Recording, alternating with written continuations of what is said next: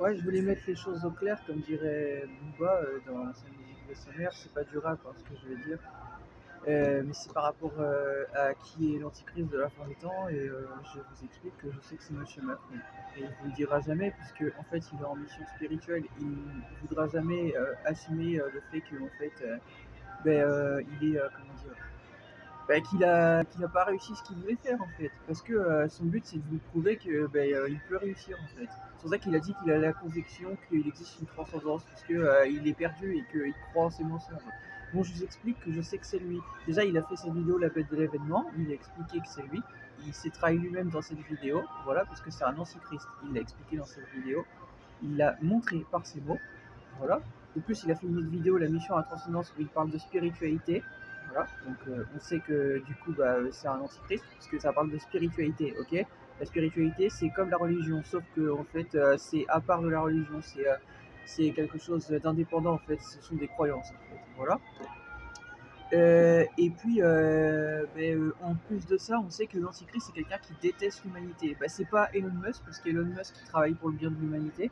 Voilà, il est responsable de ses actes. Il a expliqué qu'il a alerté sur l'IA, etc., l'intelligence artificielle, tout ça.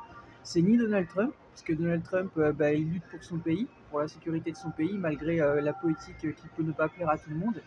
C'est quelqu'un de responsable, Donald Trump, il veut le bien de l'humanité et ça se voit, c'est pour ça qu'il essaye d'amener la paix si vous regardez sa politique. C'est ni Giorgia Meloni ou d'autres politiques, parce qu'il n'y a pas d'autres politiques en fait qui sont des antichristes. Parce que sinon, alors les choses en fait qui sont antichristes auraient pris place véritablement dans les pays en fait, au point que en fait les gens qui sont croyants se seraient vraiment révoltés et tout ça, et c'est pas le cas. Donc vous voyez que Monsieur Macron c'est le seul antichrist, et que en plus de ça l'antichrist apparaît en France. Quand on regarde les prophéties de Nostradamus, c'est expliqué. Voilà, l'antichrist, la France aura un jeune président antichrist, il l'avait dit. Et surviendra en fait, viendra le fait que la cathédrale de Notre-Dame viendra à brûler, il l'avait dit, et qu'il y aurait une plaie qui se déclarerait, en Orient, je sais plus quoi, et en fait, ça donnera le Covid. Bah voilà, il le savait en fait. Voilà. Vous voyez qu'on sait que c'est Monsieur Macron, mais il voudra jamais l'assumer, il voudra jamais le dire. Bah, vous vous doutez bien, sinon il va finir en prison.